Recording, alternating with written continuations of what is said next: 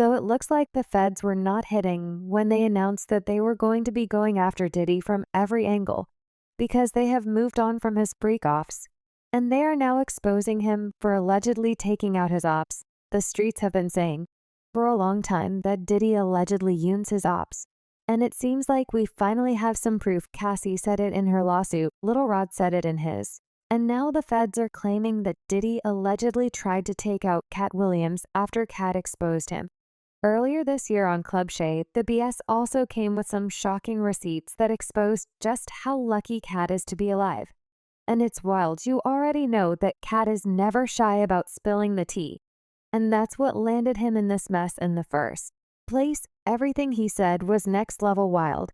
And of course he came through with some receipts to back it all up, especially with his claims about how Diddy desperately wanted to get him in his bed. But the real question is did he just head over heels for a Katt like he had claimed? Or is he so down bad that he's doing whatever it takes to get to Katt? Well, right after the New Year, Shannon Sharpe and G. Williams decided to stir the pot with an interview that had the internet ablaze completely in a chokehold. And Katt doesn't even talk much. But when he does, y'all, he really talks this time. He spilled some crazy serious tea that had everybody gagged. He had a lot to say about Hollywood's big names like Steve Harvey, Kevin Hart, and more. But the part that got everybody talking was the wild story he shared about Diddy. Like I said earlier, Katt mentioned that he tried to seduce him and get him in his bed. You got to tell him no. I've had to turn down $50 million 4 times. 4 times, just to protect my integrity and that virgin hole I was telling you about. Right, because P. Diddy be wanting to party. And you gotta tell him no. You got to tell him no. I did. I did. See, I got the receipts for everything I'm telling you. That's why I can say them so freely. Kid, I need to know. You here, get your number. Thank you, sir. Thank you. But according to the streets, when G turned Diddy down, the man allegedly went so far as to threaten to assault him. Now, unless you've been living under a rock or out in space somewhere, you probably already heard about the whispers about Diddy and his, let's say, extracurricular activities. But even before Katt spilled the tea, there have been rumors swirling for ages about Diddy trying to get a little too close to some young men in the industry. And that's just the tip of the iceberg. But for a hot minute now, people have been talking about how Diddy can't seem to keep it together and has been out here slaying it all over town. But here's the real twist. It's not just with women, because the streets are claiming that Diddy has been getting flirty with the fellas too, and apparently his harem isn't just full of chicks, but some boys too. But honestly, this isn't even new information because people have been whispering about Diddy for a while, that he has a thing for the men. Because even back in the 90s, Wendy Williams was one of the few brave voices who tried to expose Diddy's alleged secret gay activities on her Hot 97 talk show. He had serious power back then. And when he found out that Wendy was onto him, he didn't just sit back because he ordered the ladies from his girl group Total to try to jump Wendy and teach her a lesson. I remember I got off the air one day and them Total bitches were downstairs waiting, and everybody upstairs at the radio station is looking down, egging it on, waiting for something to go down. I wasn't yet married. My knight in shining armor screeched up in his car just out of nowhere. I didn't even know what was about to happen. Skell hiding like a girl. Thanks, Skell.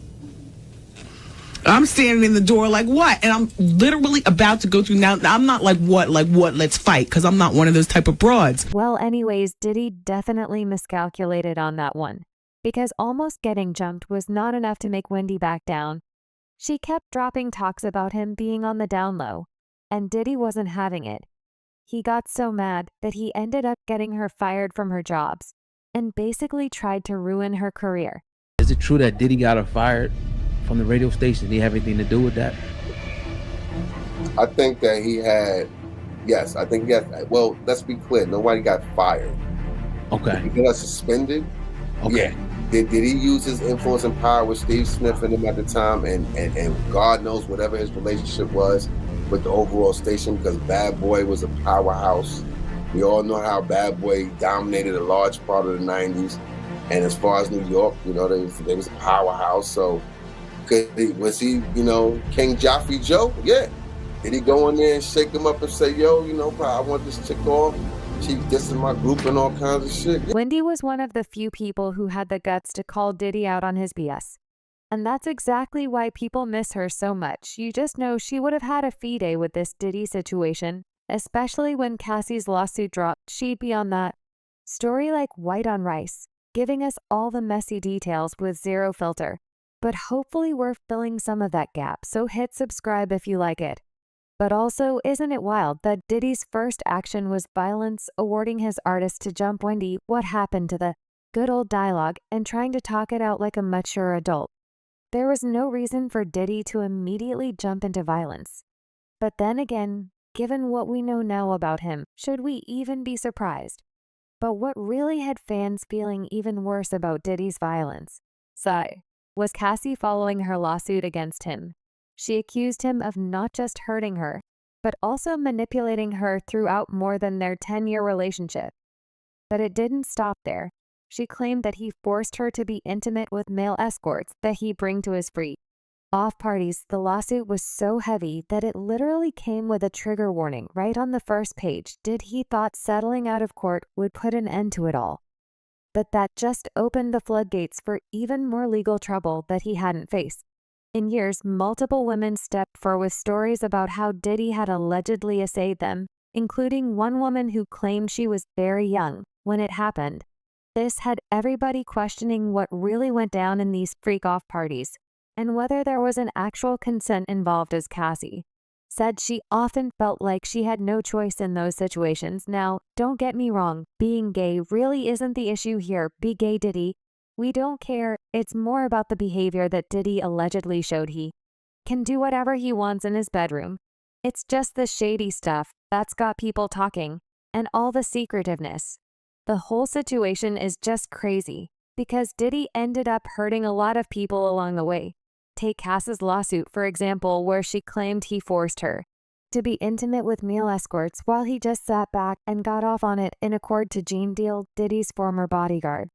Those freak ops were for Diddy's pleasure in more ways than one. Gene pointed out that at these gatherings, it just wasn't about fun. They were designed to cater to Diddy's desires. Plus, if we look back at Cassie's lawsuit, she mentioned that Diddy had specific requests for what he wanted when he was hiring these male escorts for these freak-offs. It's wild to think about the level of control he allegedly had over the people and the situation. Say that, you know, in this lawsuit that, you know, Diddy, he enjoyed watching her get smashed by BBCs. So, you know, what you think about that? Do you think she was the only one getting banged by him? Do you think this man had this woman search for prostitutes online just for them to have sex with her? So is it just me, or does it seem like Gene doesn't like Diddy very much? I mean, it's sort of hard to blame him for not liking Diddy.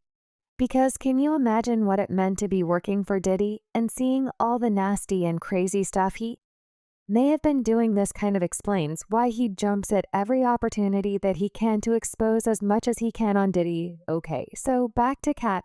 In the interview on Clubsh, Katt built his old reputation for calling out every shady part of the industry, and he's not one to shy away from exposing the dirt that most fans are totally oblivious to. But when it comes to sketchy dealings with all the Illuminati nonsense, you definitely can't pay Katt enough to keep his mouth shut. He's never really been a fan of Diddy, and has a history of calling him out for his questionable relationships with younger men, and Katt has even dropped the P word to describe Diddy, if you know and catch my drift.